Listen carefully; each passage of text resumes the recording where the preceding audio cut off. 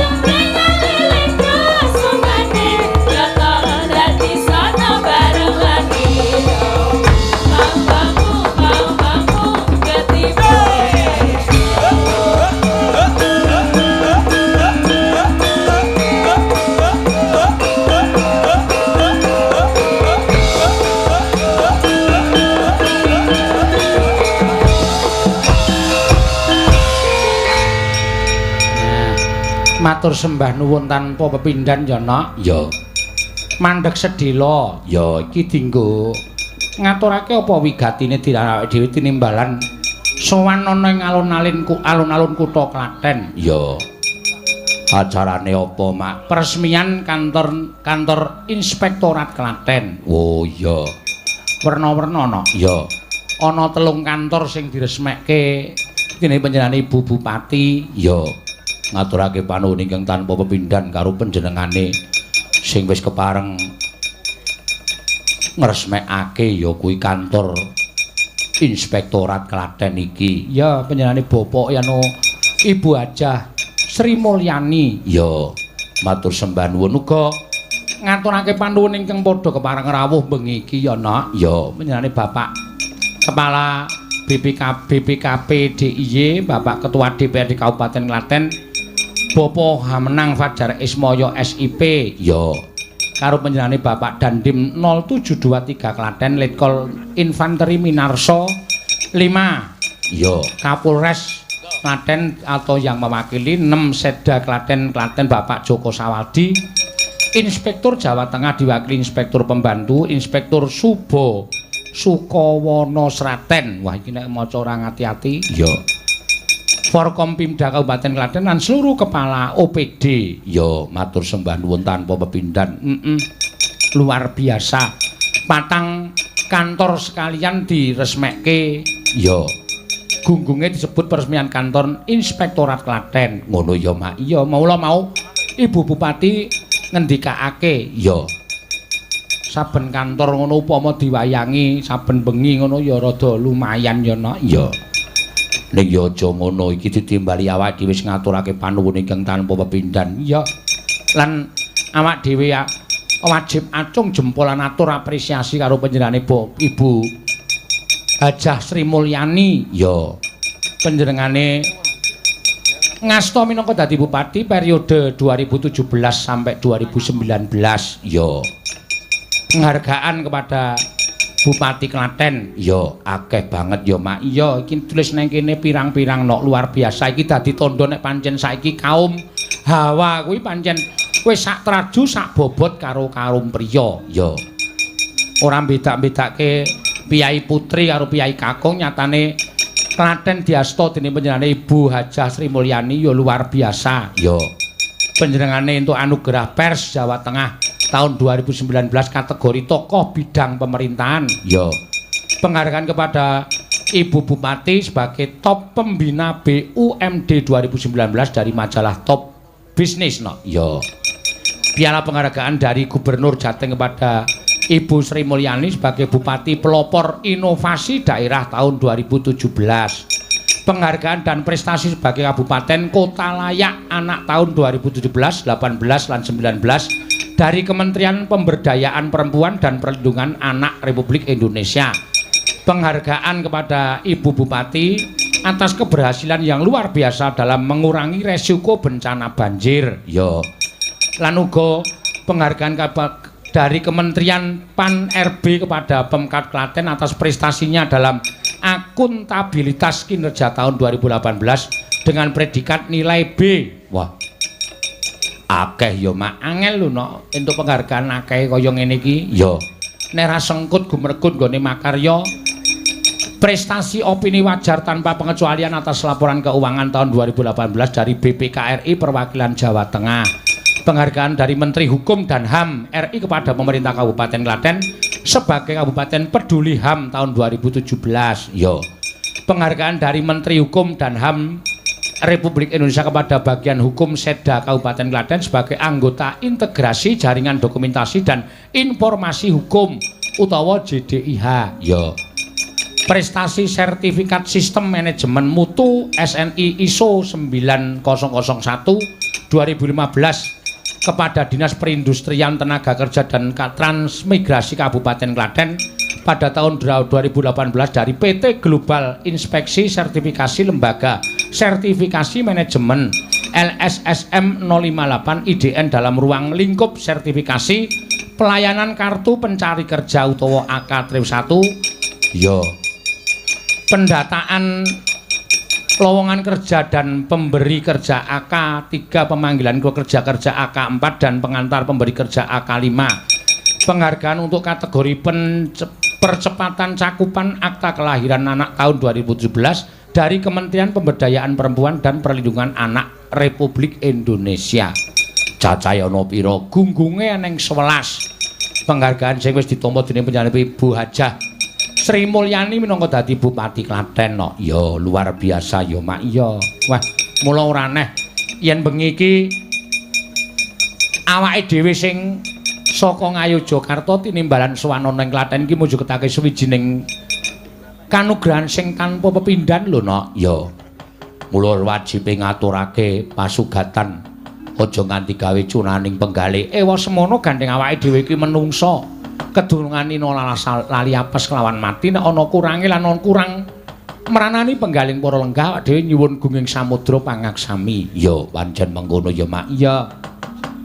Matur sembah nuwun kagem para pepunden-pepundenku dalang kadang-kadang dalang sing wis pareng kaludhangan karo awake dhewe iso sowan ning alun-alun Klaten kene no. Ya. Matur sembah nuwun wis diparingi kaludhangan. Iya. Mula ayo padha ngaturake sesukan. Ya. Iki nawala wis temumpuk eneng pinggire awake dhewe diaturake mbaka siji. Ya, ora nganggo bintang tamu. Bintang tamu ya saka gawanku dhewe. Oh. Mbak Elisa Orkarus Alaso. Ya. Panjen iki sinden sing lagi ngehit. Iya. Milenial no. Ya. Pancen nek didelok wonge ya ora pati apik. Ya. Merga ya blesteran sing jeneng blesteran ki ayune ya ora iso dipadhake karo ayune wong Jawa. Ya. Ning pancen pinter. Ya, wis nganti tekan S2 dheweke ora golek gawean ming uri-uri budaya Jawa. Upama gelem golek gawean ngono jane ya pangkate ya dhuwur. Ning tak tari golek gawean samboten Pak kula ajeng saya mau terus berbudaya Jawa bersama Bapak. Oh ya sakarepmu. Ya. Ya lumayan ya Mak. Iya ya iso tak potongi kono. Iya.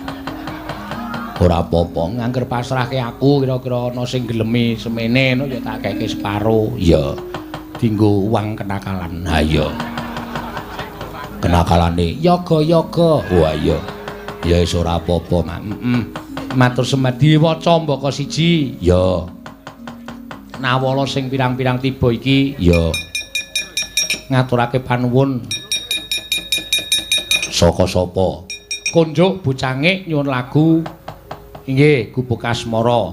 Lagu kunjuk para sedulur-sedulur wonten Jagadaya Kali Kotes Klaten ugi sedaya warga Klaten sedaya kanthi ucapan mugi tansah pinaringan sehat ya bagas waras kagem padalang lan Jayapura sinden mugi tansah sehat mirah rejeki tansah pinaringan bagya mulya amin. Salam taklim kula bakule sapu Edi Sumantri. Wah iya mantri saiki dodol sapu. Ah iya kok iso ngono? Apa ngendangku jenenge ya Sumantri?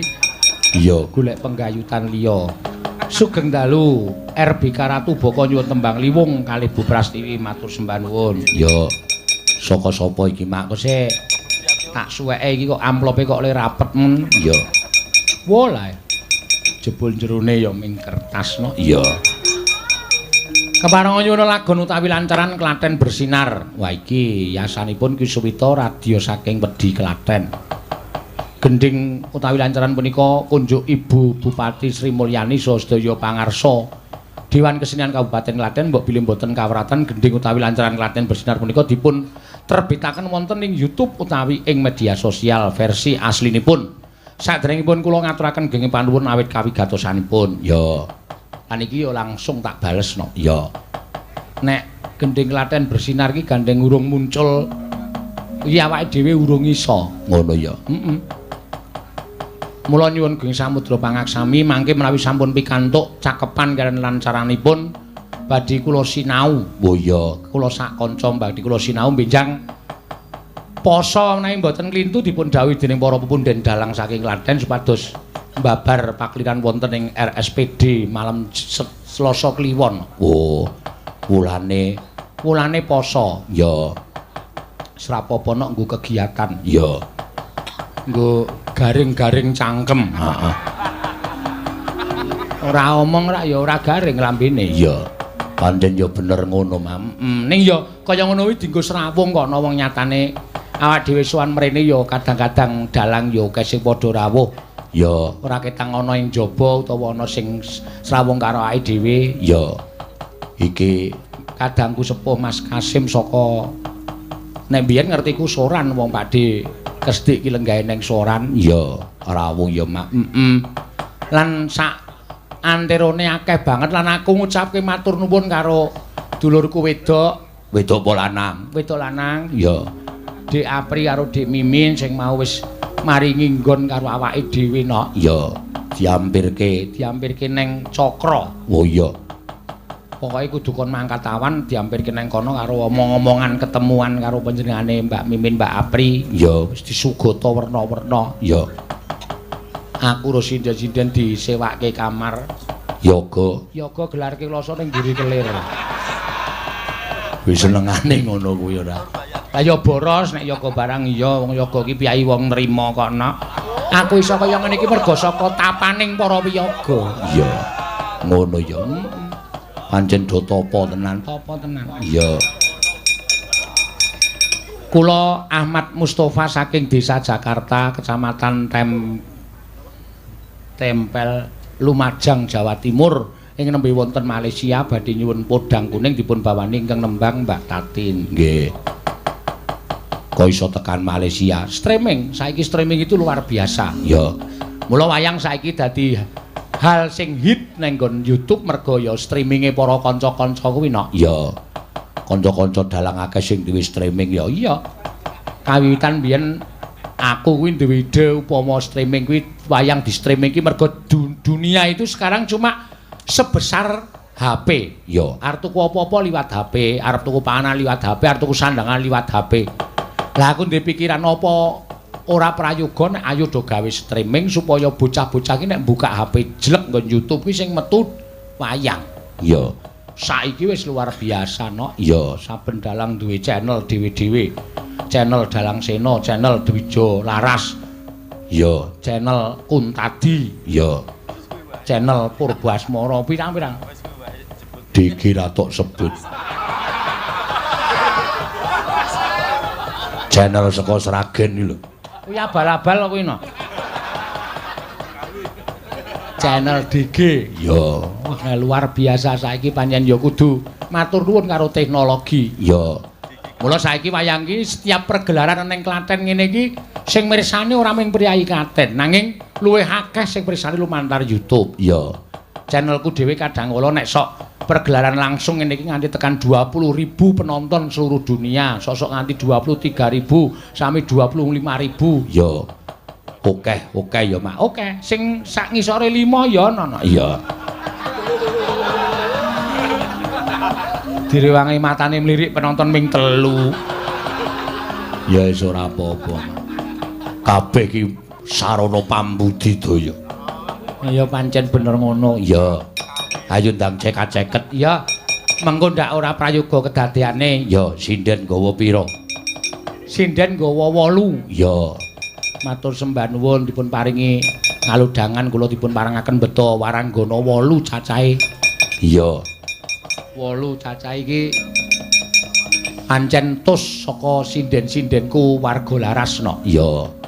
Ora ana sing banjelan, ora ana sing piye iki kabeh menyang kabeh. Ya, wiwit saka Mbak Tiwi, Mbak Agnes, ya, terus jajare kuwi Mbak Orisa, ya, perdana berangkat ke Klaten setelah melahirkan anak macan. Anak orang. Iya. Lagi bareng lahirke, ya iki mau wis izin, Pak, kula bidal. Wah, senengku kepati-pati. Angger ana wong barbayan ki mangkat nyinden ki.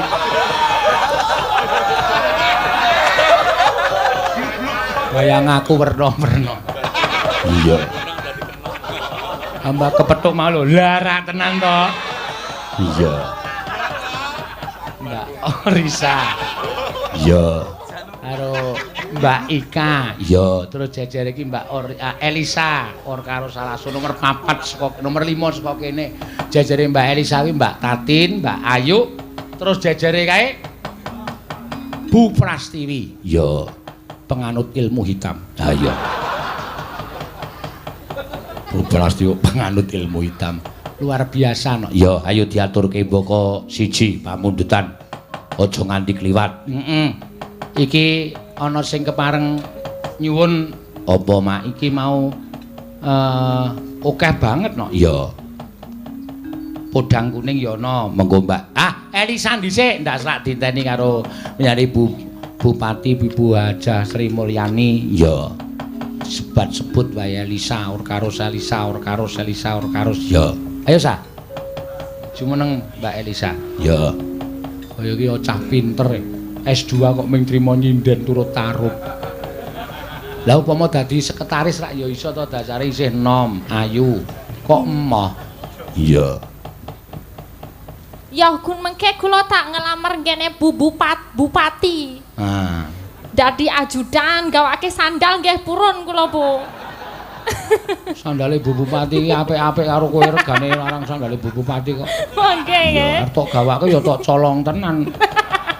Iya. Injih, sowan mriki Bu, matur sembah nuwun niki kula pun ditimbali wonten mriki saking sowan wonten Ulan alun-alun Klaten. Ulan-ulan piye? Alon-alon. Rasa kesusu sing baku kowe iso basa Jawa sing alus apik wis nyenengke ning rasa kesusu. Ya. Terus dalam acara apa? Dadi kowe men ngerti. Nggih, dalam acara niki wae kadosipun peresmian gedung inspektorat nggih. Gedungipun sekawan, papat sekawan ya.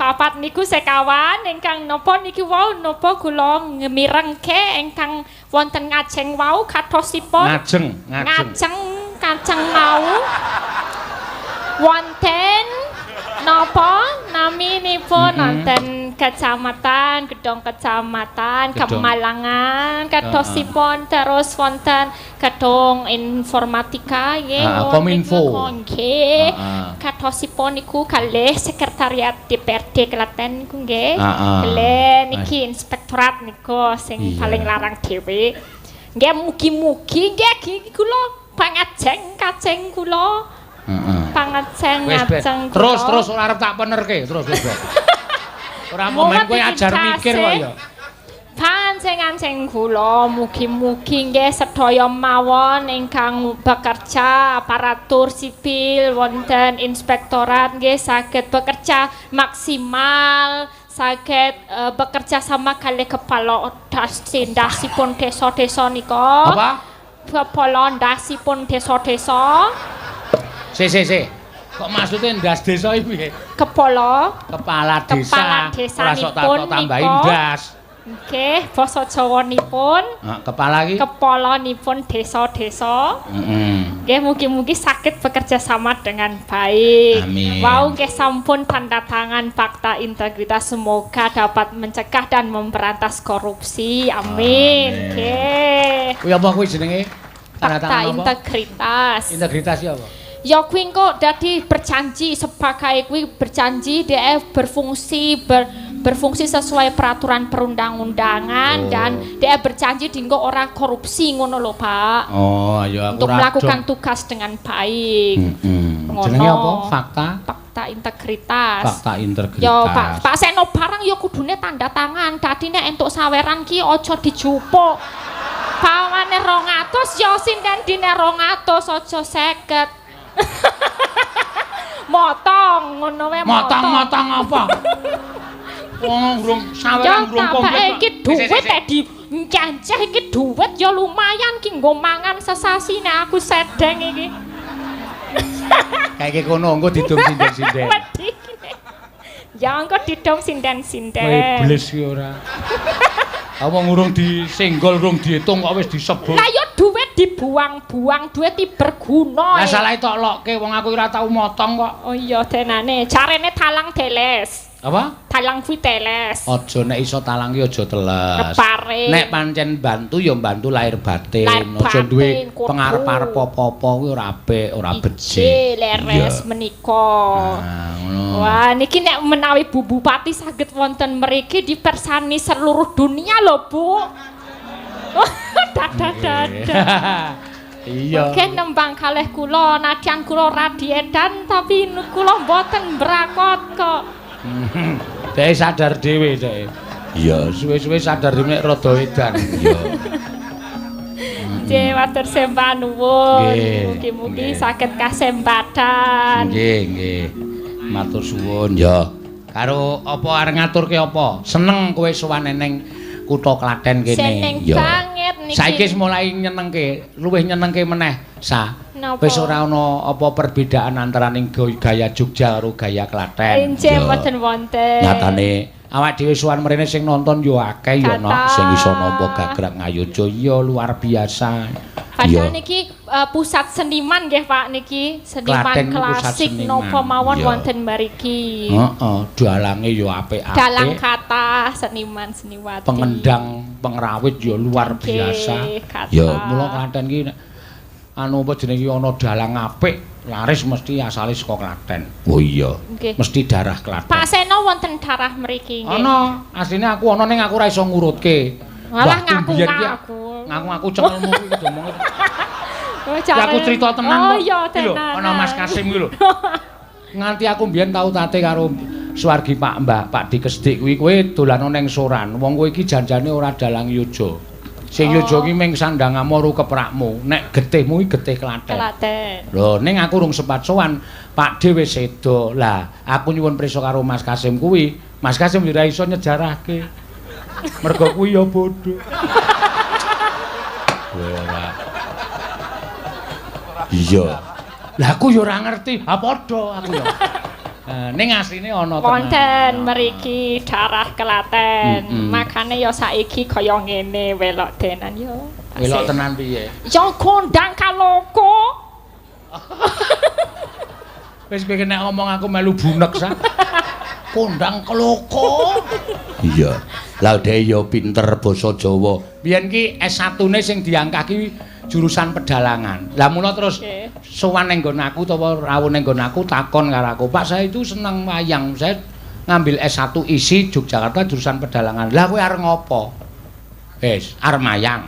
Arep mayang cetha kalah karo sing wong lanang-lanang kuwi. Wong saiki wayang ki kudu ngerti apa jenenge suarane iku kudu pas karo wayange. Nek wedok ki ya pancen ana sak ngertiku dalang wedok ki sing kaluka ki Suwargi Bu Harni Sabdowati saka Sragen. Iya, kuwi mergo suarane gedhe. Gedhe ya. Bu Harni ki seneng udut. Mula kowe udut to. Aku ya ngono.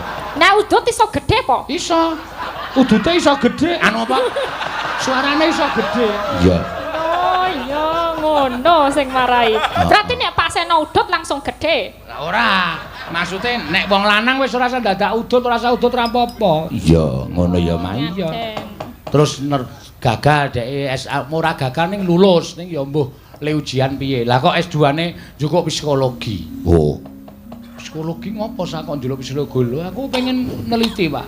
Neliti apa? Psikologi iki neliti wong edan-edan. Lah sing arep tak teliti dalang-dalang kuwi. Lah kok dalang tak anggap edan, omong dhewe, diwangsuli dhewe, nangis dhewe, guyu dhewe. Seprene iki dhek dalam rangka neliti aku no. Oh. Nah iya, pi objekku sing paling edan berarti Pak Seno mergane. Dadi objek penelitian psikologi. Ora masalah pokoknya. Tapi rapopo matur sembah nuwun nggih Pak Seno awet panjenengan menika marake kula saged S2. Penelitian S1 nggih Pak Seno, S2 nggih Pak Seno. S1 tentang Pak Seno sing tentang dalang, terus ngerti nek Pak Seno kentir, terus aku njupuk psikologi ben coba engko menawa nek aku njupuk tesis nggo ngobati kentire Pak Seno. Ngono jebul ya tetep kentir ya ora apa. Jan kudu seniman kudu kentir. Aku ya kentir. Soale nek ora satok tambani sing jeneng dalang kuwi iso nambani dhewe. Sing jeneng dalang ki duwe kekuatan yang luar biasa. Oh, saged to, Pak? Kok canggih? Domongi ora percaya. Wong aku ki carane piye? Lah aku ki kerep kok ditekani wong do njaluk tombo wong edan kuwi. Bener kemana saged ngaten niku? Iso. Piye? Nambani wong edan minta dudui. Iki apa? Jam. Nah, langsung mari. Wih. Canggih tenan. Tenan. Lah mari wong ngerti dhek nek kuwi jam. Iya. Oh iya ya. Nek tak tutuki iki apa? Lemper. Edan kowe. Nek iki apa jam? Mari. Wis tak anggap mari takon nggo bali. Iya. Bener ya, Mak. Iya. Dadi rasa datang model psikologi kabeh wis lancar. Ngono ya. Heeh. Ayo karo ditembangke podang kuning. Ya. Wonten Pak Tatin. Oh, iki panyunane engko Mbak Tatin akeh sing arep nyuwun. Ya. Podang kuning malih. Mbak Tatin kok gampang. Ya. Mbak Tatin kok digoleki sing goyange hot mesti wah. Iya, mergo lagi nganu no, in wonge. Ya. In. Gampang wonge. Heeh. Nadyan wujud mung peksi. Lah akeh lho sing ngrasani. Nek omong kagok nek nembang kok penak. Iya. Ngono ya. Lah mbok kuwi telake ana apane kuwi. Ya belajar artikulasi ngono lho. Nek nyanyi basa Inggris kae ya wonge gleleng-gleleng kok mergo ngapalke. Heeh. Padha nek kuwi yo ngene tapi nek ngomong ya bletetot. Bletetot kuwi piye? Terus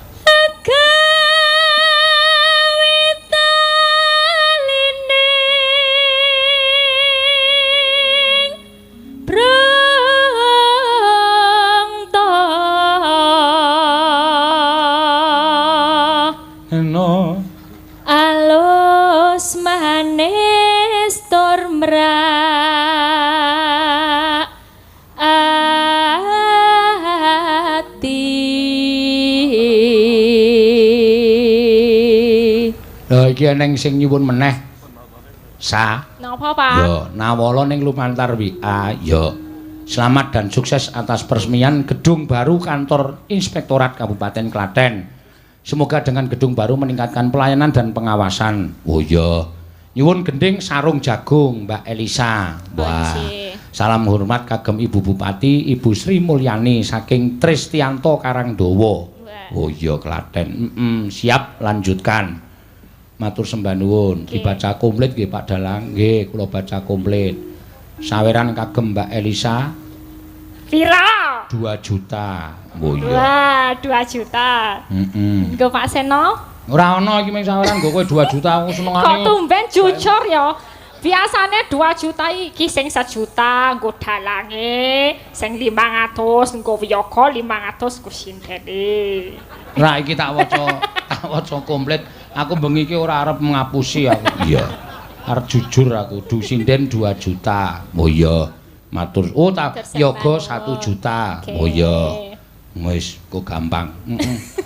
Tok talangi sik ra. Pak Tris niki dalange diparingi nggih. Rasa, wis rasa tok jalukke aku wis di kerjekan wis seneng kok. Oh nggih. Niki diganti napa mboten? Rasa terus podang kuning kok apa jenenge sarung jagunge dhewe. Ya. Wasamenggon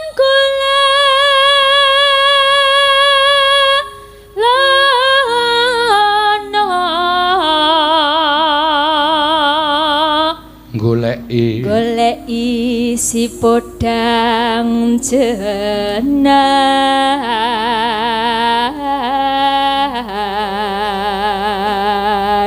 neno iba bunga henga tiku neno nyanding bisa dadi tombo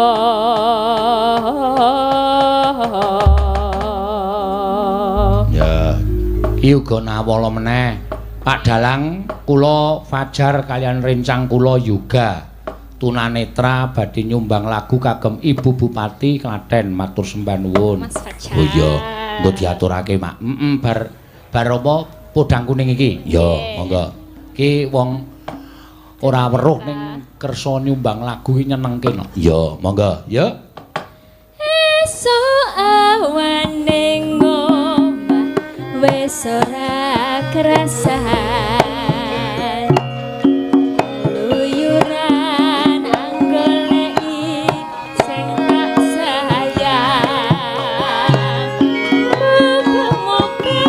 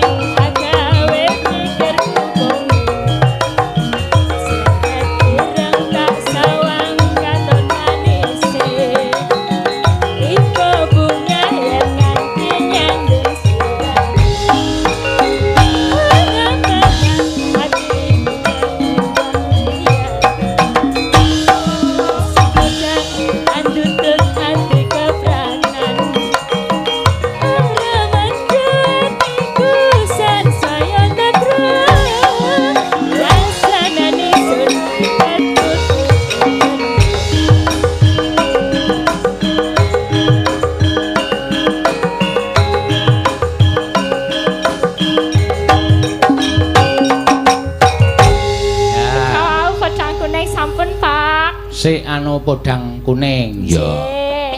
Nyaditmu sing ditransfer tak talangi sik ngundak.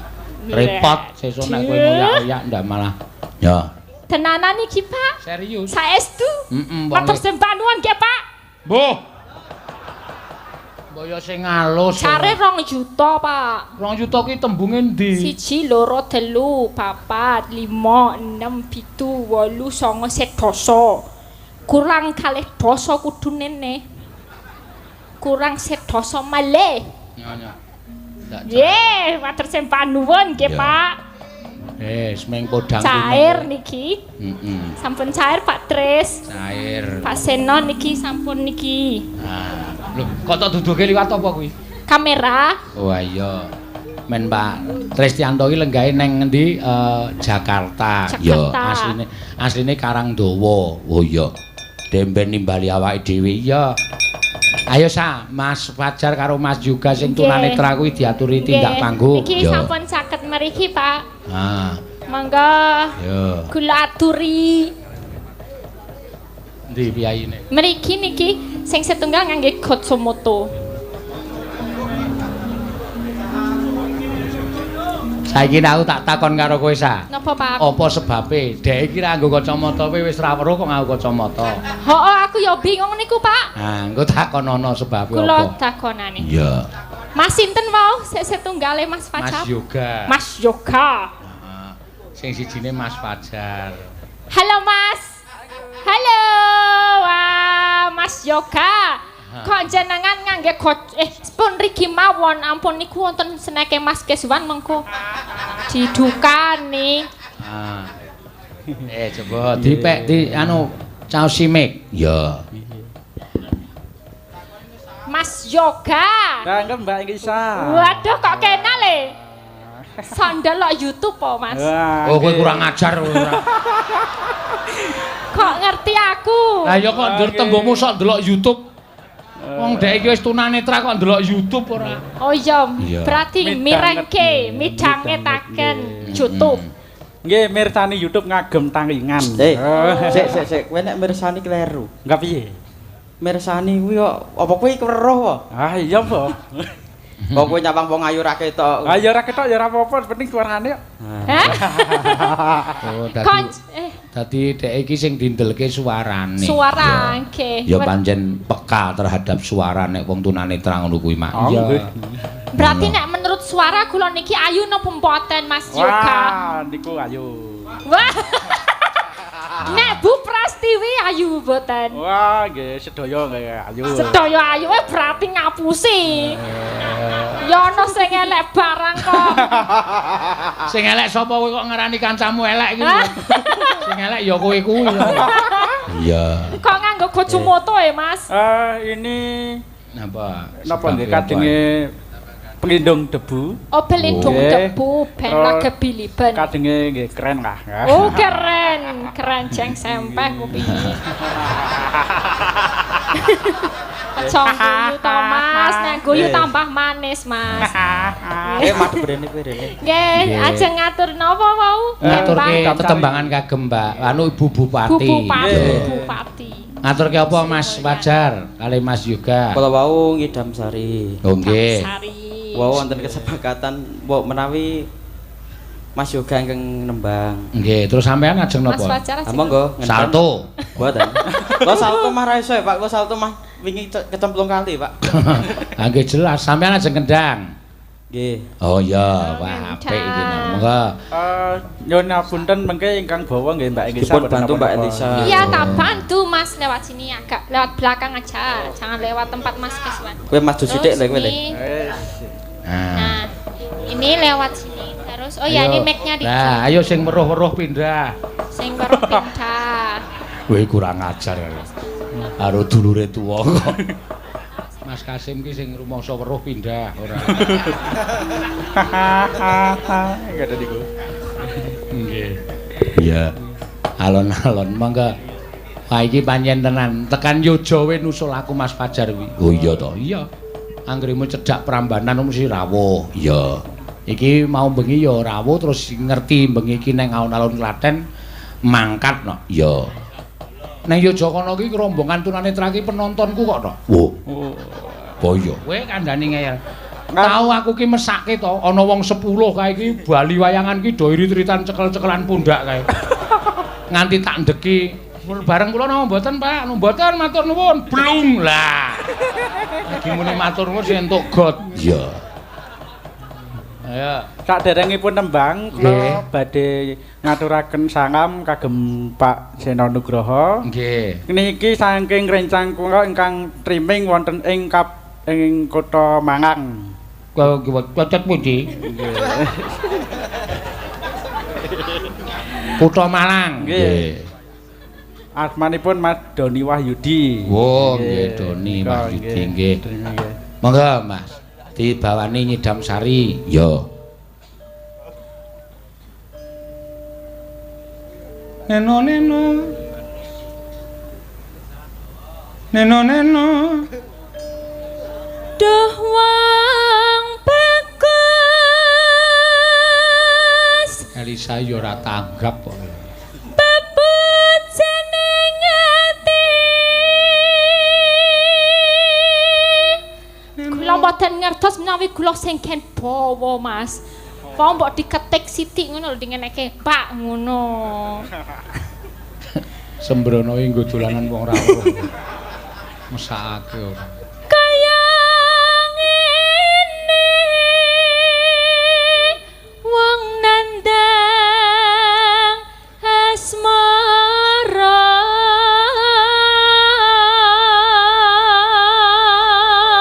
Ning kadang kala wong ora nuntut sewu, wong ora pirsa ngono ki sok omongane sok marahi guyu lho. Kok iso? Ngono aku ana jenenge Jafar. Oh, kuwi ya ora weruh. Ora weruh.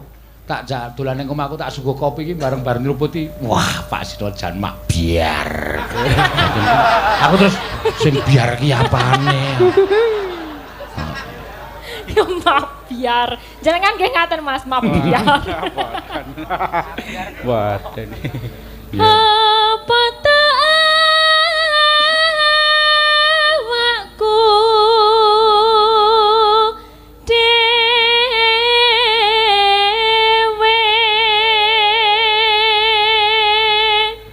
Neno neno duh dewa jawataku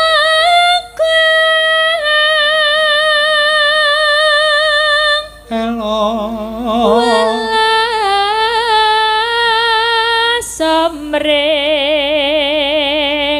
wak mambi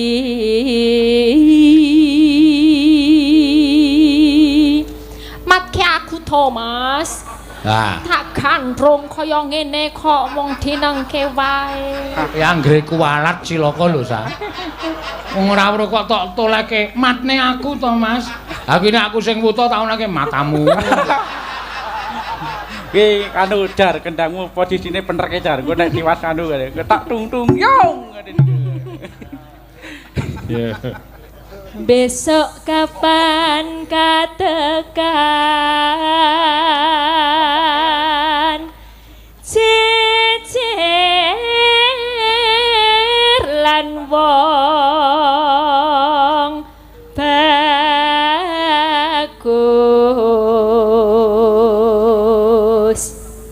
Neno Umpama nonah kodho tanpa pegang tanganku kene lho Mas. Nah, ben wangun ya. Kaya weruh ngono lho, etok-etoke. Tanpa prau sasadara dan pepatri. Piye tanganku rasane? Hah? Piye omong to? Emang digelitik-gelitik ki barang kok gleleng weruh-weruh. Tangking remene kepanggihan kalian Mbak Engisa. Nyidam Sarias Moro. Ya, mangga Mas Yoga. Yo, Mas Yoga. Neno upama sliramu sekar mengadi aku kumbang bidang sareni upama sliramu marji wong mandi aku kang bakal liwati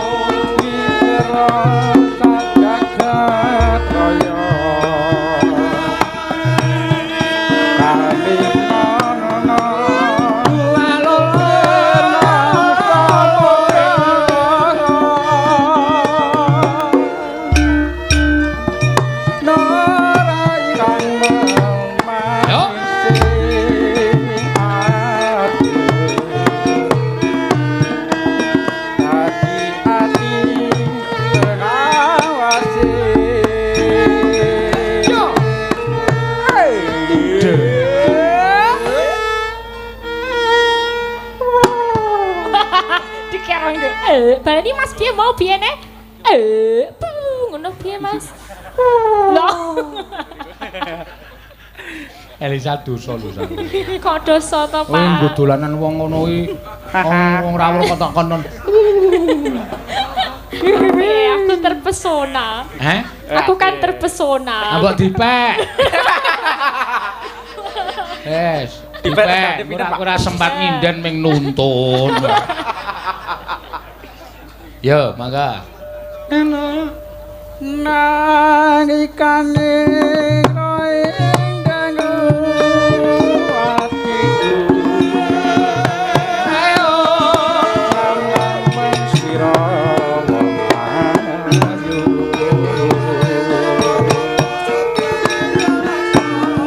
nganti mati ora pandai Jai pokoke rasamu ni men tendang-tendang dhewe.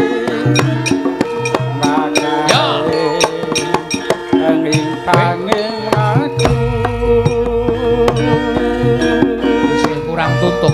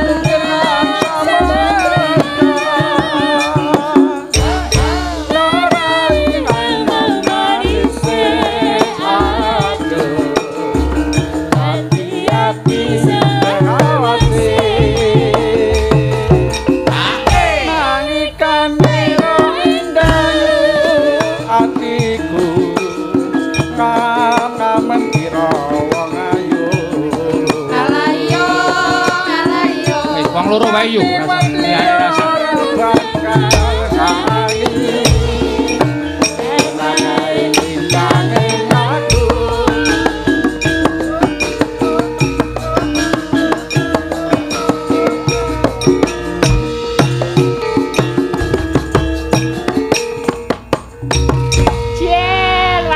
Mas Yoka, terima kasih suaranya sing ngendang ya top, sing ya, Mas nyanyi Fajar ya top juga ya. luar biasa. Wah, jan nyenengke. Nggih, alhamdulillah niki pamecut kagem para kadang-kadang difabel. Difabel nggih. Nggih, alhamdulillah kula kaliyan Mas Fajar wiwit tasih langit wonten ing SCB nate nampi penghargaan. Nalika riyen kula tak rencang kali Mas Fajar dados anak band. Wah. Riyen pikantuk penghargaan rekor muri grup band termuda se-Indonesia. Wah, tapi tidak weruh. Ah ya. Nggih, bener. Pokoke kabeh disyukuri mergo menika nikmate Gusti Allah. Ya, matur sembah nuwun Mas Yoga, nggih. Matur suwun Mas Fajar, nggih. Monggo. Badhe ndongaaken mugi-mugi tansah laris Pak Seno. Amin. Ya iso ngene kok ya. Ya. Nggih, tansah jaya ngeten mawon. Jaya, amin. Ya. Amin, matur sembah nuwun Mas sedaya. Nyosanya diaturke Mas Yoga karo Mas Fajarnya. Ya. Men dienggo sangu kondur. Ya. Ora apa-apa, wis kono gek dituntun apa ben medun dhewe. Ya. Ojo mesake ora pancal-pancalan. Ya, nggih. Alon, ya kowe iki nek ngarep nuntun kok nang mburi. Kok nek nang mburi kono malah kaya rombongan ra weruh kowe. Iya. Alon, wis matur sembah nuwun. Iya.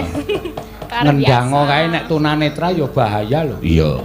Nek nganti ora dipaske tangane upama ditumpak-tumpak ngono ya. Luput ngenangi raine dhewe. Iya, pancen bener mak. Ya iki ana sing mau panundan sarung jagung mau diaturake no. Ya. Monggo.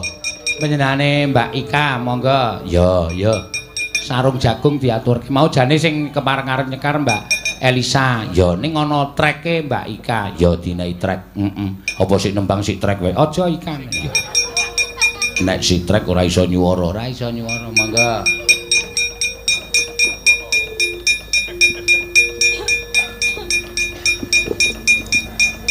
Nggih, sugeng dalu Bapak Ibu. Sugeng dalu Pak Seno. Sugeng dalu.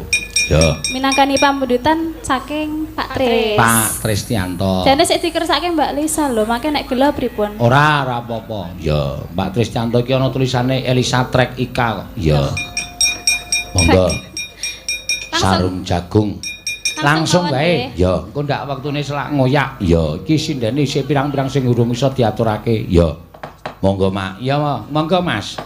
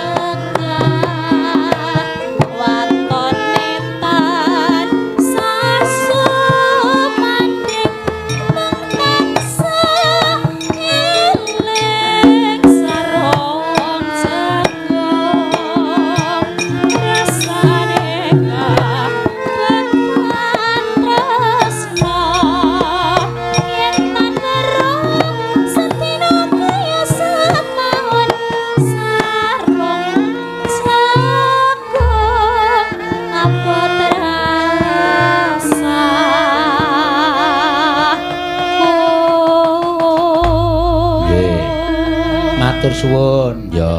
Pokoke kudu diurutke ya ana ngono nganti ora ana sing kliwatan ora prayoga. Ya. Iki malah arep bubar we rampung limbukane ana layang meneh. Saka sapa? Saking manajemen Apri Mimin. Oh. Iya cah iki ya do ngopo. Nyuwun lagu Liwung. Oh nggih, matur sembah nuwun. Ya, engko diaturake dadak nggodit barang ki ya ngopo. Iya. Ora apa-apa, dadak nggodit ki aku ora seneng. Ya tetep tak tampa. Nek karo kaya ngono kok mesti. Ayo Mbak Tatin. Ya, monggo jumeneng ya. Mbak Tatin menko ngaturke apa lelagon? Ya. Nggih, Mbak Tatin.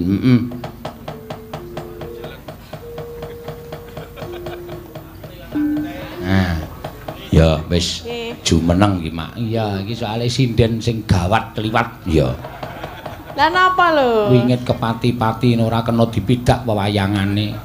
Nesune gampang le angleh angel. Iya, ya ora dadi ngopo. Iya. Ya, kowe piye ngopo arep ngaturke apa? Mboten napa-napa, mengajeng Sugeng Dalu tok. Karo? Kalian jenengan. Lho kok karo aku ngopo? Aku ora butuh tok Sugeng Dalu. Lah kula melu jenengan lho. Lah kan dipresanipun aku nek tekan kene ora ditimbali karo Bu Bupati ora bakal tekan kene. Lah nggih ning Ayo Sugeng Dalu karo Bu Bupati. nggih urut sik. Urut sik ya dhuwure derajate dhuwur kono karo aku. Sing bayar aku ki Mangke nek jenengan ra di nomor 1 ki ya nesu. Lah piye to kok ngewohke iki?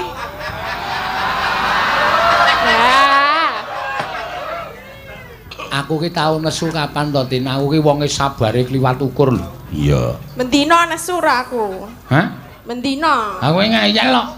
Nek ora ngeyel ya ora tak nesoni. Wis gawe wis karo Ibu Bupati Ibu Aja Sri Mulyani. Sugeng Dalu Ibu. Nah, Ibu Sugeng Bupati. lenggah. Lah, Ibu Bupati ora ming Ibu, ngono ora. lah nggih pun ngertos nek Ibu Bupati. Jenengane ngerti apa ora? Bu Sri. Bu Sri sapa? Mulyani. Oh iya bener. Iya. Tumben. Iki rada bolong. Biasane buntet. Ora rada bolong nek Elisa iki rada sengak. Berarti kowe dunekke goblok wong tumben ngono. Biasane kowe ora gagas sing nanggap, ora gagas sing nimbali sapa watonana pangan biasane kowe. Iya. Ning niki wae dereng maem e. Dereng maem. Nah, ngilang. Lah wi angkringan kuwi apa ora aku dereng mangan winter telu lho pas go kucing. Sapa? Kuwi go kucing telu ya ngomong dereng mangan. Lah aku nek mangan 5 lho, nek 3 iki berarti urung kanggo makan. Ya mulane we dionekke Bagor brand. Pas go kucing ya 5. Wong nang kono sing ngonekke aku. Ya, ki Mbak Tatin iki mau disuwun saka manajemen Mbak Apri Mbak Mimin. Nggih, napa? Wo, lah iki malah ana tulisane kalian Bu Prastiwi nyuwun liwung. Heeh. Nyuwun liwung karo sisan bae nok kuwi wong loro kon nyanyi sisan. Ya. Ayo lewat Kakak. Ayo Mbak Apri. Yo. Oh penontonnya wis do ayo iki. Kowe tak njeloki lho kan. Nek dekem nang kono. Ayo. Yo Mbak, yo Lek Kimin. Heeh. Ayo Mbah Men. Mbah Men. Ayo ndang ceket-ceket Pak. Ah, wong biasane yo nang Pak. Wah ganteng tenan nek ngene iki. Waduh. Kok ora kaya biasane. Ketok lanange nek. Ketok lanange.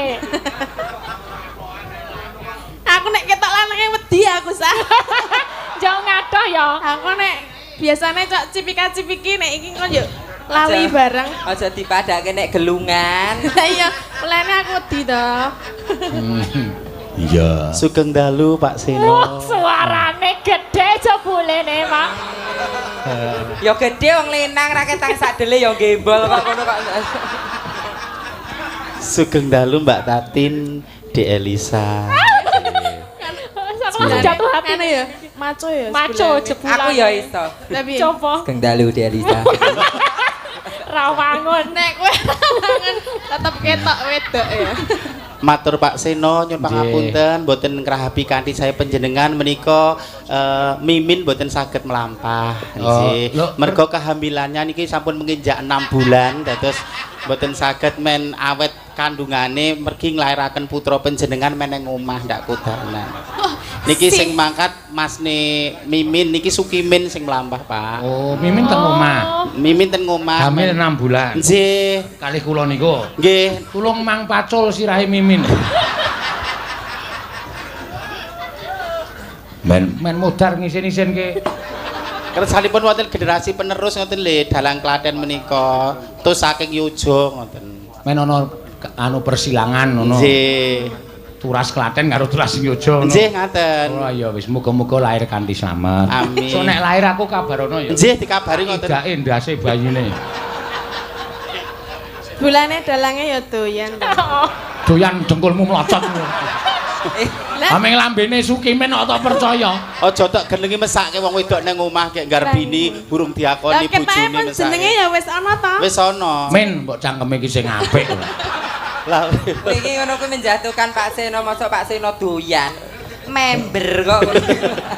Malah member. Sugeng rawuh wonten Kitha Klaten bersinar nggih. Kitha 1000 candi, Kitha 1000 umbul, kota 1000 dalan.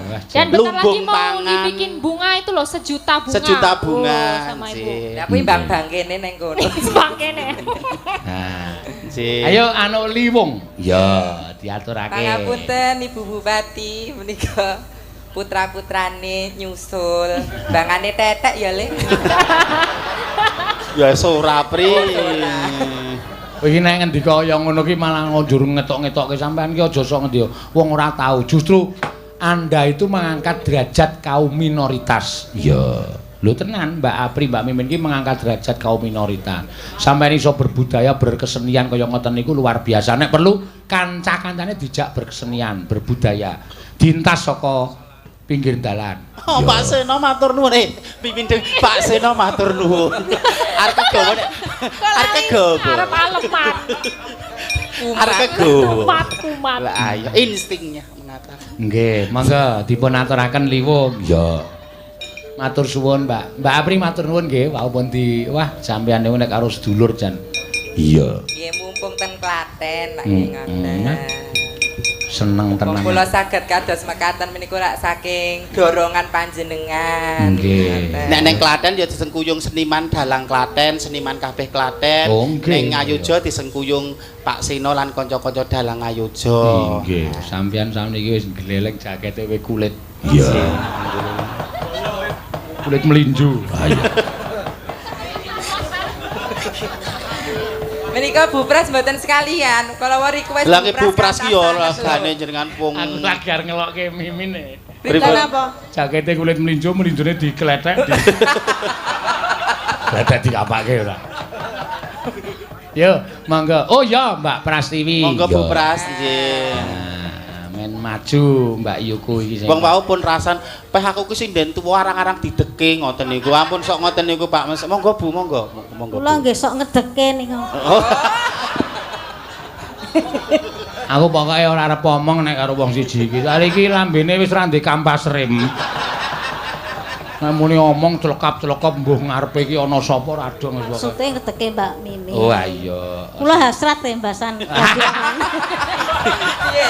Bagus ya. Mbok nggih men wonten lho. Apa rumasamu kowe nek ketemu ning Yogyakarta rak nyandang Jawa terus. Saiki deloken lho. Bagus tenan. Mas Sukimin asline kaya ngono kuwi luar biasa, kaya artis tenan. Ngampil astanipun, Bu. Nah. Waduh aku. Deg-degan to, Bu. Nggih. Bales no Bu, tangane bales no. Tuwa kesih fungsi e. Bu. Wah, wis parah tenan. Yo, ayo diaturake. Mangga. Iki ndak kekompleten. Sa kowe nganu mundur apa? Oke, siap. Kowe leren ben loro wis. Lho kowe ngapa kok mundur dhuwur? Jare kon mundur. Orisa kok. Oh. Elisa. Elisa. Heeh. Iya. Kleru. Ya. Ya. Penyantet nginggil mboten napa kersane ketinggal saking wingking. Oh nggih. Ngece, Mas. Jenenge ngarep ngunek aku kerdil to. Iki ndek paguyuban ya ora. Menapa? PSSS ki ya kuwi. Napa niku, Pak? Paguyuban sinden 150 cm. Monggo, yo dados ya. Dadi liwung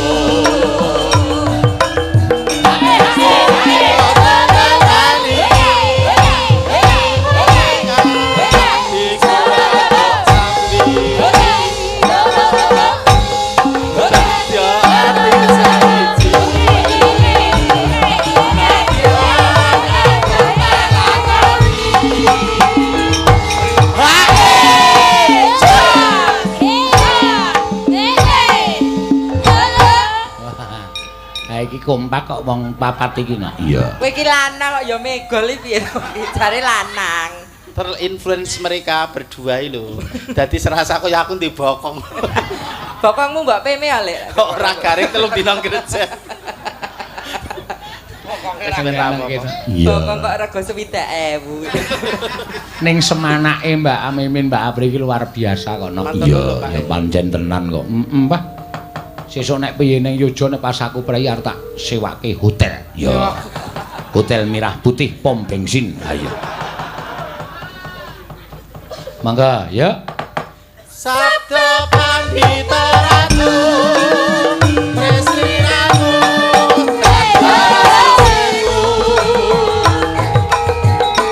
Mugi Gusti lelane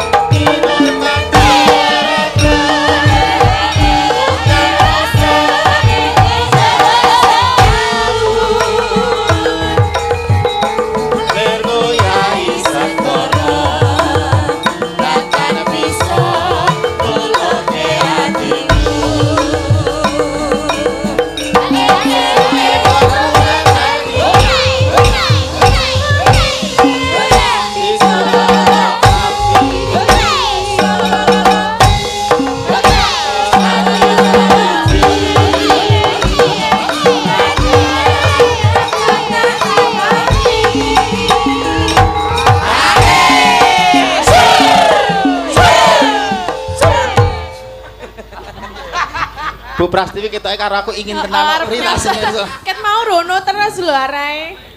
Kono ger PHP tok Bu Prastiwi iki senengane nggodho. Ditenani ra gelem. Gelem bae aku. Tanda Bu Prastiwi nekat gelem aku. Oh, cah gelemane diganti. Iya. Mangga, ya ditelaske mangga, Mbak. Sabda Pandita Ratu Tresni Ratu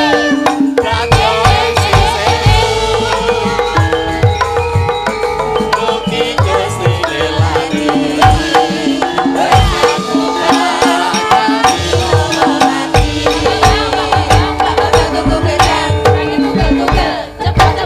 Ya bola.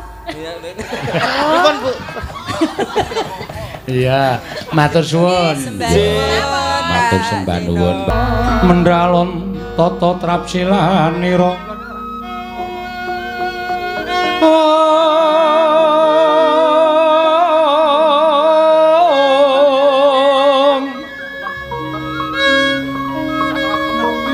Ngacomaken astanira kalih astanira kalih pisan yen ngandika magawe obranta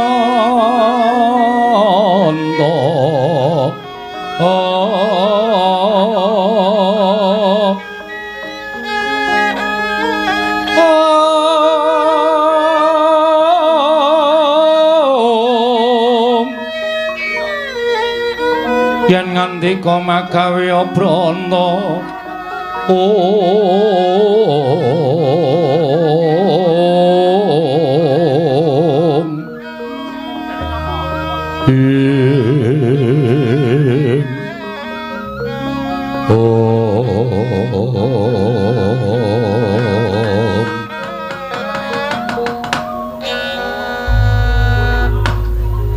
Werkudara. Iki ora pangling kaya Panakawan Petruk kelawan Panakawan Bagong. Wah, pancen bener. Apa rumangsane kancane piyayi kok dijak salaman. Ya ngawur kok kowe. Dikipatke to tangane. Tanganku cocok pancana kae. Nggih. Tatu ora, metu getihe. Ganti rugi ra. Terus kudu suntik. Wah, njaluk dit. Petruk mbadarke senengane. Petruk dalem Padhararja sapraptamu. Pangestunipun Sinuwun Prabu Puntadewa wilujeng nering Sambikala bekti kula kunjuk sinuwun. Iya Petruk ndak tampa pangestuku tampanana kula pundi nggo jimat paripe dayanana ing kasantosan. Panakawan Bagong Padhararja sapraptamu. Berkah pangestunipun Sinuwun Prabu Puntadewa wilujeng sowan kula tebih saking Rubeda. Iya Bagong sesuk meneh nek ngadhep ratu kuwi nyembah. Oh nggih. Ratu kotok jak salaman. Keakraban sinuwun. Dapure ora. Njur anggepe ratu kuwi karo kowe iki derajate adoh kok akraban. Weh, dhek kudu sadar mbiyen ki dadi ratu mergo tak coblos. Ha iya. Kudu merakyat dadi dijak salaman masyarakat ki aja lara ati. Aku ora lara ati Bagong mung tata. Modar ora kowe. Ngopo iki? Tidak sekrup aku. Kraton kok ana sekrup ora. Sesuk meneh aja ya Bagong. Nggih, mboten. Rarja sapraptamu wilujeng bekti kula sinuwun. Iya Bagong tak tampa pangestuku tampanana. Kula pundi nggo jimat paripe dayanana ing kasantosan. Petruk slamet tekamu. Wilujeng den bekti kula kunjuk. Ya, tak tampa pangestuku tampanana. Kula pundi nggo jimat paripe. Bagong slamet tekamu. Bagong slamet tekamu. Gong ora gawe masalah. Jak salaman ra gelem e. Lah wong piyayi kok tok jak salaman ora gelem. Semaur sing apik. Mengaturipun Ndara Werkudara wilujeng bekti kula kunjuk. Yo. Penakno. Pun penak.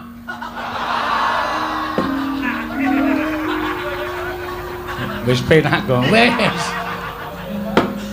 Petruk kantong bolong Padhararja sapraptamu. Sinuwun Mandura wilujeng bekti kula kunjuk. Yo. Bagong slamet. Nun, Bagong slamet. Pangetunipun Sinuwun Mandura wilujeng nering Sambikala kepareng nglantaran sembah pangabekti kula kunjuk. Wah edan jangkep Tata krama ukaramu. Pangetunipun nggih. Prayoga nungun mulunggu. Sampun boten kirang prayogi. Sampeyan nggih disekecake nggih? Yo. Pun asal unjukan? Durung. Sami.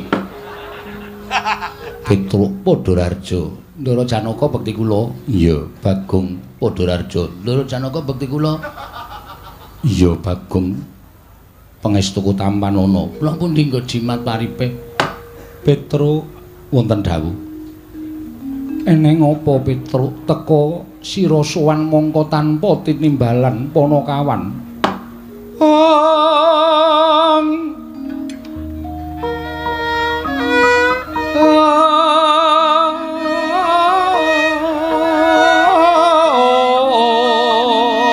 Drama punapa ta mirah ingsun prihatin Mas Bagong mijil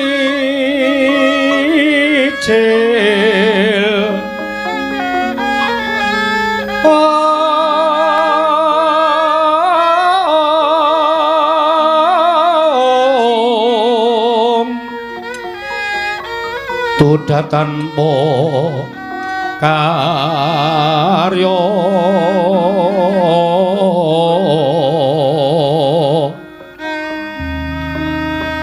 sangkang renemekan Gusti Gelong Reno sak sekarnyo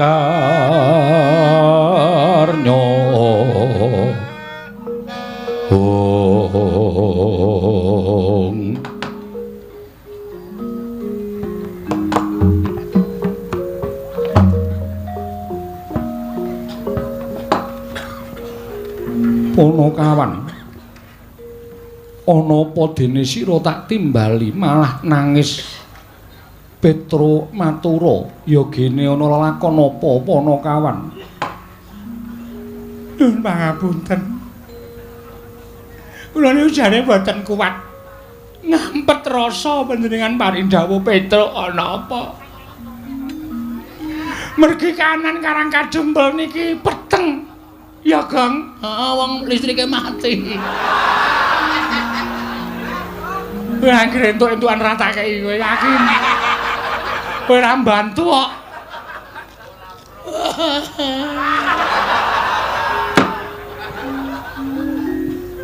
peteng sebabe apa merem sik meneng sik engko tak nehi kalodangan tak nehi wektu ndagelo sak pol-polmu niki meneng sik siap paham diem oke menak entuk dum berdua ya mboten kanyono-nyono napa sinuwun Puntadewa niki mboten mireng kabar ora Petro Ndara Werkudara mboten mireng ora Ndara Janaka mboten mireng ora Ponokawan pun anten sesasi niki bapak niku gerah syukur mula nek mangani sikatan bapak niku gerah pun bapak niku ora iso napa-napa ming nglekar teng amben nek didelok niku ragane kaya wis ora duwe nyawa ming mripate kedap-kedip pun bola-bali kula bali Bagong niku mbudidaya goleke tamba ning ora ana sing iso nambani karo bapak. Mula kula gentenan kalih Gareng kalih Bagong niku nunggu bapak. Bareng ngonten bapak niku dek malam Selasa kliwon niku tengah wengi niku dehem monggo biasane ngombe niku kudu diselang. Niki lho nek mboten percaya buktine Bagong niki sing sok nyelang. Maem ya wis ora iso, mimik ya wis ora iso. Bola-bali ming ambegane saya sero ngorok teng mriki niki mergo kean udut. Injih.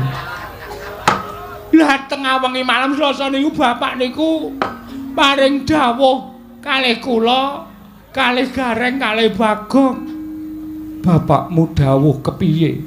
Destun temen Pandhawa nganti ora ngerti ento Kakang Semar nandhang raga. Werkudara Kakang Semar lara banget.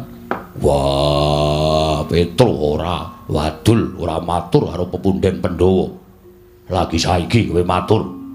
Petro mbok ya sowane Madukara. Kok kebangetan temen Kakang Semar nandhang gerah kok kowe ora matur karo pepundhen. Repot. Sibuk. Lah saniki kula matur bapak niku paring dawuh. Truk. Kowe sowan ning pepundhen Pandhawa. Aku nyuwun pepundhen Pandhawa rawuh ning Karang Kadempel 5 cacahe sinambi mundi pustaka Jamus kelima sada. Ngoten niku. Ora kena gotang Pandhawa kudu jangkep 5. Ndara Puntadewa, Ndara Werkudara, Ndara Janaka, Ndara Klasdewa, Ndara Puntadewa mundi pustaka Jamus lima sada kuwi dadi srana mbok menawa nggonku Waluya Nirmala Temah Jati, Jati Temah Mulya ngoten niku. Mula sowan kula mriki diutus kalih bapak supados mboyong Pandhawa gangsal cacahipun rawuh wonten ing Karang Kadempel sinambi mundi pustaka Jamus kelima sada. Sakaken bapak Ndara awi kula derekke rawuh teng Karang Kadempel sinambi mundi pustaka Jamus kelima sada jangkep Pandhawa gangsal. Nek panjenengan mboten rawuh teng Karang Kadempel yakin bapak mesti sedo. Ya Kang. Mergo bapak wis mboten gadahi kekuatan babar blas. Pun kula yasin keping 3 lho. Nek mari ya bek mari, nek sehat ya gek sehat. Ning ora ana undhane babar blas. Winganane bengi Dek Petruk mboten nonton kalih Gareng ya mboten nonton, kula wis omong karo bapak, Pak, mati ya mati ning warisan didum sik. Aduh paraimu lho kowe. Tak dupak genti. Lho. Bapakne kok ngame-ame warisan supaya aja nganti congkrah terus. Bapak wis kaya ngono wis ora iso piye-piye. Nek bapak ngerti-ngerti sek ngono ya. Piye lek arep ngedum warisan? Kowe mesti malak, Gareng kae meneh, arep cilik ning mecakil kae. Mesti apa-apa dihaki. Aku entuk apa? Aku ki mung wong sarwa ngalah. Omahe mung manggon ning pawone bapak aku ki. Ya mesake kok. Kowe njaluk bapak, ora tau dikeki. Petro dalem mundur sikik. Mundur kok, mundur. Lah. Ngapain? Ratu dilungguhi sikile ora? Sorry. Ora sengaja kok ya. Salahe nang kono. Loh, dhisik aku. Oh iya, Dek. Ngapunten. Kowe tak jarwani ya Petro, nggih. Yen to bapakmu mbutuhake Pandhawa 5 cacahe dina samengko ora kelakon. Lho. Sebabe mara sawangen. Kadangku ingkang mapan ning pepungkuran iki etungen cacahe pira? Ditunggu. Ji, ro, lu, pat, mo. Lho kok 6? Iki rasa. Kowe kok nang kono ta, Yem? Ngisru-ngisruhi pikiran kowe. Minggir. Ora wayahe kok ceniningan nang kono. Tunggal kalih 3 sekawan. Oh, tuh, jiro lupat. Lho, kok mung papat, Tru? Papat kok. Kok namung sekawan? Kowe tak kandhani ya, Petro. Nggih. Kadangmu utawa pepundhenmu ya kuwi Yayi Sediwa ninggal praja. Lho. Sebabe merga didukani kelawan bendaramu Njodipati. Lah kok iso didukani sebabe apa? Merga Sediwa nggondheli pustaka Jamus Kelima Sada. Lah pustaka ajeng dipotong pundi? Disuwun ngambil Koko Prabu Ndarawati. Lah kok Sinu Ndarawati ora ana? Petro ora seru-seru. Aku nek tok oyak kaya ngono ki gendandapan Petro. Ratu gendandapan. Merga Koko Prabu Ndarawati rawuh ana ing negara Ngamarta nyuwun ngambil pustaka Jamus Kelima Sada. Pandhawa nyaosake marang pusaka marang Koko Prabu Ndarawati nanging mung Sediwa ingkang nggondheli. Oh, dong kula. Dodok seleng perkara kula wis paham. Dadi Ndara Sediwa niku nggondheli pustaka Jamus miyang Jimat Kelima Sada. Merga ajeng disuwun ngambil Sinuwun Prabu Ndarawati. Lah Sinuwun Prabu Ndarawati alasane napa? Dasaripun napa kok nyuwun ngambil pustaka Jamus Kelima Sada? Merga Ndarawati ketaman pegebluk. Bisane waluya yen to tinumbalan pustaka Jamus Kelima Sada. Terus alasane Ndara Sediwa ora ngentukake merga pusaka kuwi dadi pusakaning Pandhawa lan pusakaning para kawula. Pustaka kuwi penguripaning para Pandhawa. Yen Pandhawa koncatan pustaka Jamus Kelima Sada, wong kang ora seneng marang para Pandhawa nggone bakal gawe sengsaraning para Pandhawa angel mijet poe ngranti suwe banyu sinaring Petro. Oh bener. Bener niku. Mula pusaka niku aja nganti pisah karo pepundhen kula para Pandhawa. Pusaka niku mboten pusaka baen-baen.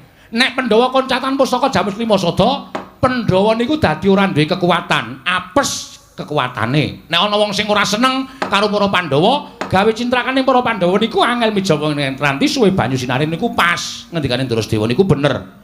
Mula Sediwa tumuli nggondheli. Lah niku bener.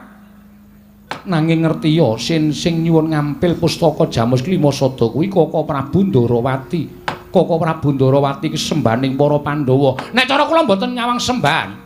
Nek nyuwun ngampil ya nyuwun ngampil sanese pusaka, ana jeneng pusaka kok disilih ki cara pundi. Sing jeneng pusaka niku duwe daya, niku merga diasta dening Kang Kagungan. Pusaka kok disilih-silihke niku mboten ajeng ana dayane. Dadi nek Sina Ndarawati nyuwun ngambil pustaka Jamus Lima Sada supaya dadi kinarya nambak rengkaning praja. Kula nuwun sewu. Niku gek-gek ming alasan. Mula Ndarasedewa nggodhele niku wis pas. Lah kok terus dadi iso lunga? Merga ditukani karo bendaramu Jodipati. Ndara Werkudara. Iya, Petruk. Terus karo bendaramu Werkudara ditundung lunga. Minggat. Ngaten. Iya, Petruk, kowe kok ngerti. Lah biasane Ndara Werkudara niku karo anak-anak ya ngoten niku kok. Antasena tukake rokok, ora gelem, Pak. Minggat. Ngoten niku wis biasa, kula niku wis weruh bola-bali wong kula ngomong Ndara Werkudara niku cilik nganti gedhe kok. Dadi kula ngerti lagak lagu lageane. Dadi Ndarasedewa niku lunga saka negara Ngamarta merga Ndara Werkudara. Iya, Petruk, Gong. Ana masalah iki. Piye? Ndarasedewa lunga, Pandhawa ora ganep 5. Masalahe kok lunga? Lah kowe iki ngrungokke ora? Aku turu Iki ngantukan. Anggere ya iki ngantuk aku nek bar jam 12 ora ngantuk to. Oh. Mergo maling. Wah. Maling dengkulmu mlocot ora. Iki ana masalah. Masalahe Ndarasedewa lunga. Sing marahi lunga Ndara Werkudara. Mergane didukani. Masalahe Ndarasedewa iki nggodhani pustaka Jamus Lima Sada. Dis. Goblok banget ora. Aku wis omong kowe banget mau mbok ngrungokke. Aku makler.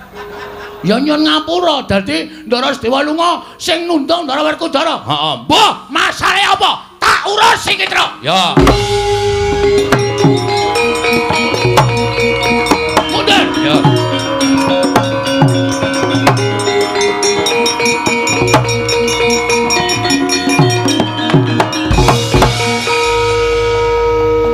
Kula tak takon karo sampean. Wah, Bagong wong edan. Karo bendara nuting-nuting. Sampeyan ngaku aja goro. Satriya ki nek goro cetel kasatriyane. Perkara apa? Kowe nundung Sedewa, ha? Kowe nundung Ndarasedewa apa ora? Wah, iya. Jasare apa aku tak takon? Sedewa wani karo aku. Dikandhani ora nggugu, aku wegah duwe dulur yen dikandhani ora nggugu. Tak tundung minggat. Terus saiki nek nganti Ndarasedewa minggat, Pandhawa ora jangkep 5. Monggo Semar loro, isane mari nek Pandhawa rawuh 5, cacahe ning Karang Kadempel. Nek nganti ming 4. Nek nganti Semar, endi Pandhawa? Jira lupat teksek ngono piye? Hah? Ora mikir to kowe? Kula kandhane nggih Den Pandhawa niku aja nganti godhang. Merga Pandhawa niku nuwun sewu, 5 cacahe iki wis ngrambangke dhewe-dhewe. Ndara Puntadewa kuwi nuwun sewu. Sing barep kuwi nglambangke Ndara Puntadewa kuwi ora tau gelem perang, ora tau gelem tumindak ala, ora tau gelem tumindak sasar susur, watake resik, lahir batin manembahe taberi. Nyembah karo sing gawe urip. Mula Ndara Puntadewa ki perlambang wong sing manembah karo sing ngakarya jagat. Sampeyan ki kasantosan. Ndara Janaka kuwi tresna asih. Lho, kabeh wis lambake dhewe-dhewe. Kok dadi Ndarasedewa kok tok tundung lunga? Wah, Bagong ora basa aku iki bendaramu. Kowe kudu nganggo tata krama ora basa karo aku. Tuwa sapa Werkudara, Bang? Tuwa kowe. Nah, aku ora basa ora masalah. Ora bakal kualat karo kowe. Kowe iso kaya ngene iki mergo aku sing budidaya. Kowe iso dadi satriya, sampeyan iso lengganing Jodipati nek aku ora ngewangi babat Wanamarta jaman semono. Apa entuk Pandhawa negara Ngamarta? Kowe ngewangi apa? Kowe meneng wae cangkepe ra satriya. Ora kowe iki ngewangi ora, kowe meneng. Meneng diem. Iya iya. Aku nek omong apa-apa kuwi pokoke ngiyoi. Yo yo. Ngono entuk didum wong loro. Apa-apa kok didum wong loro. Hah? Nek kanan kaya ngene sampeyan notohke nyawa. Nyawane sapa? Nyawane Semar. Nek ngono sampeyan seneng Semar mati, ha? Nek ngono sampeyan seneng Semar mati, ya. Sampeyan bunga Semar mati. Wah, Bagong. Ilang tata kramamu karo aku. Kowe wani karo Werkudara. Nuwun sewu, kula ora wani karo Werkudarane, ning wani karo pambegan sampean. Sing rumangsa bener dhewe, ora iso disalahke. Kula ora setuju carane kaya ngono kuwi.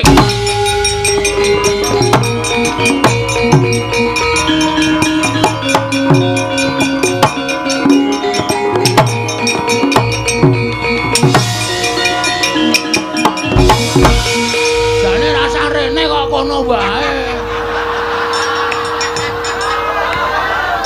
Lah ngopo? Aku tratapan. Tratapan, Dik. Malah. Ayo. Saiki kowe ngecah apa? Truk. Truk. Wangsulana, Truk. Lah piye? Aku ora patek wani nek ngene. Oh, jire ora kene. Wong kene wis kebacut nyegur kali, maju ya klebus, mundur ya klebus. Lah kowe beda pedomae karo aku. Lah piye? Aku nek nyeblong kali ndodok sik. Mudugang ora. Kersane pripun? Ora usah nyuli karo Bagong. Wah, yen pancen ora trima karo lungane Sedewa, mergo tak tundung. Anak-anake Semar ngopo? Nuwun sewu, mbangane kula kelangan bapak. Lho kula mati teng negara Ngaparta kula wujuti. Yo, metu njaba. Oke, Truk. Ora sembrono lho, Truk. Ndara Werkudara. Lho, wong kendeli ngene iki kok wis bacut nantang ora kaya kowe iki nantang kok mundur iki apa kuwi? Nek kaya aku wis bacut nantang ngene iki iso luweh. Mbangane kowe karo aku kelangan bapak. Ning nganti Ndara Werkudara ora iso nemokke Ndara Sedewa, ora kersa goleki dina iki. Oh, rame-rame lantas malang-malang putung. Gecek ndas. Wah, gecek-geti metu coba. Wait.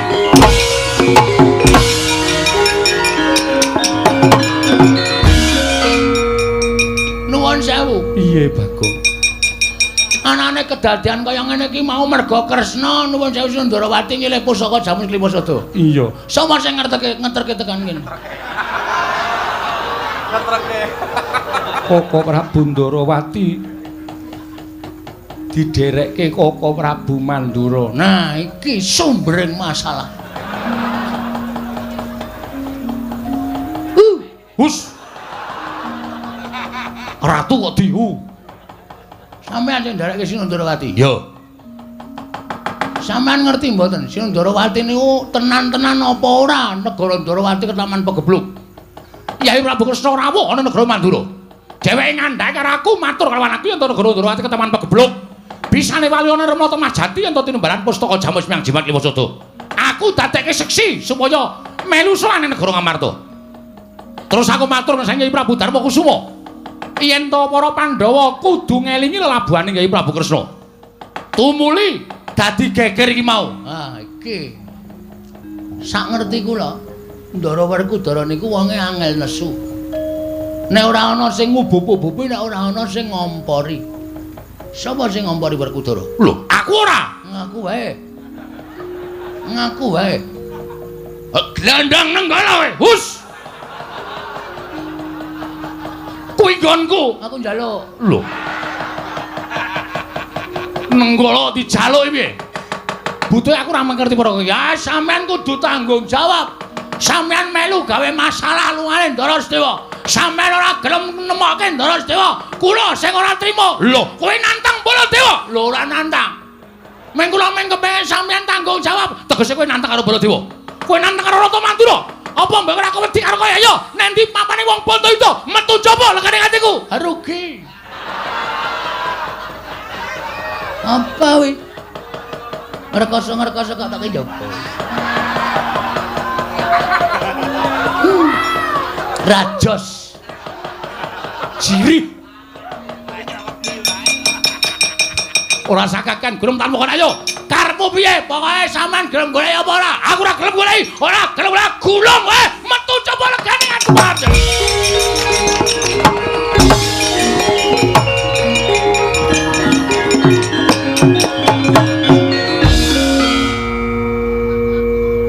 Bagong, Nun. Lah kowe iki ngopo? Nantang Koko Prabu. Metu saka Ndaturaya kok kowe malah begogok. Santai.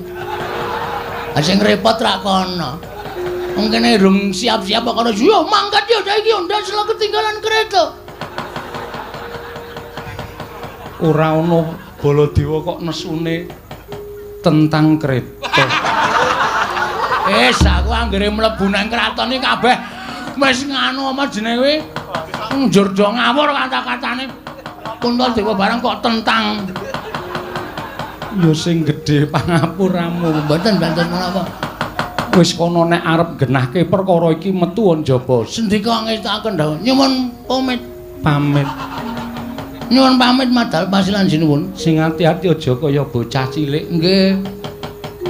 Ndara Janaka kula nyuwun pamit. Iya ya Bagong sing ati-ati.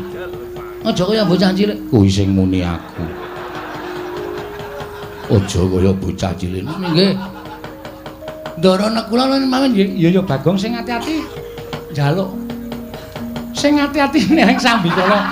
Waduh kok wolak-walik lho omong. Yang aku lunga aja ya. Inggih ngestaken dawuh. Suwe barang ketemu karo kowe. Engko cipika-cipiki ya, Jem. Inggih. Ayo kangen no ya, inggih. WA-mu isih kae sing wingi to? Inggih. 081 125 250 375. Aku menghitung-hitungan. Inggih. Kuwi adimu po? Inggih. Lemu banget. Oh ya aja sok salin nganggone adimu ya. Inggih. Sandangane aja sok ganti. Inggih. Nggone adimu ki nek tok nggo iso tok cantolke pundak ngene iki. Saking gedene. Ora tepung kok wis ngrasani pakaian dalem. Aku karepe dhewe. Aku kenal Nyun pamit sinun. Sing ati-ati aja kaya bocah cilik. Nun nggih. Mergi nek nganti kula mboten ngelingke Petro iki nek pun nesu bebayani tenan, yakin sumpah. Mboten mantra-mantra wujuding Panakawan, mboten karo sapa-sapa ora wedi. Apa ya nggih? Dek winginane malam Setu nika gelut kalih Bathara Narada. Lho. Perkarane apa Bagong? Susukan teng jero kotak.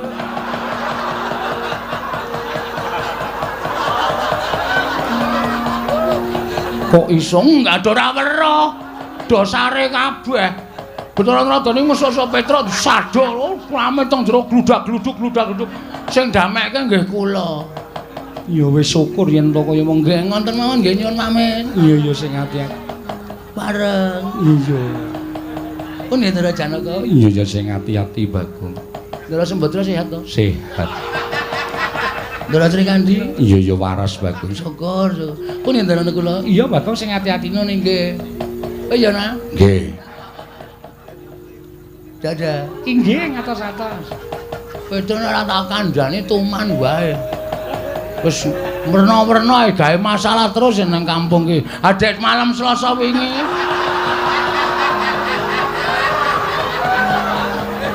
Malam Selasa ngopo? Ora do ronda.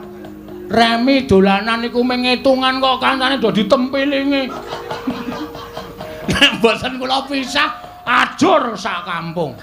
Kula terus mlayu saka omah tak eleke, "Truk, iso meneng ora?" Langsung lingguh. Petruk wedi karo kowe gila. Oh. Nggih mun ngoten mawon nggih ngabari tok. Iya.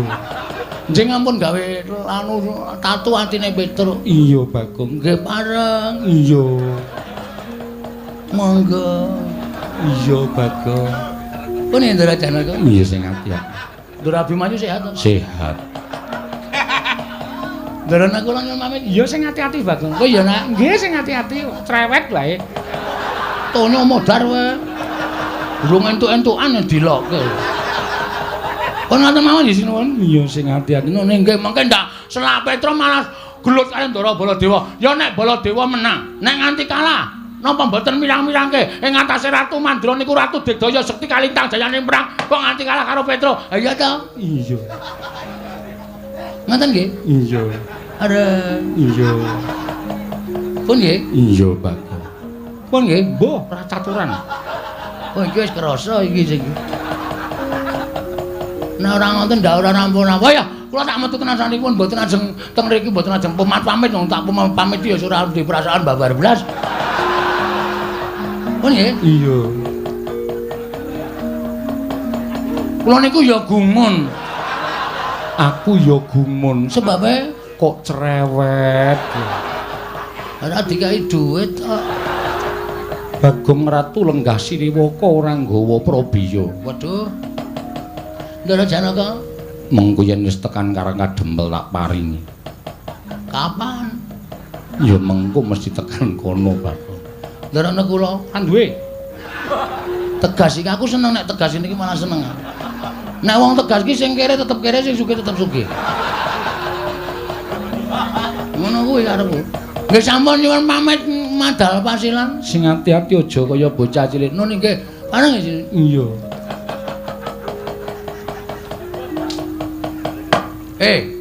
Wonten dawuh. Patena kowe? Nggih. Andakawana? Inggih. Pangling-kaling kula ki Lurah Bagong. Ora. Sehat to? Iya, pangestunipun waras. Godhe 300. Kangge menapa? Nek silise panjenengan menika ngambil darinipun kunduraken iki atas nama Sinuwun Puntadewa. Aku kok nyilih kowe 300 sesuk le nyaur panjenengane. Menapa estu? Dipidana pati wae wae. Inggih. Monggo 300. Ah, ngono. Nek ra ngene ra entuk hasil aku. Janaka wonten dawuh. Tulung saurna patih Handaka. Maju kene Dimas jan ngestaken dawuh.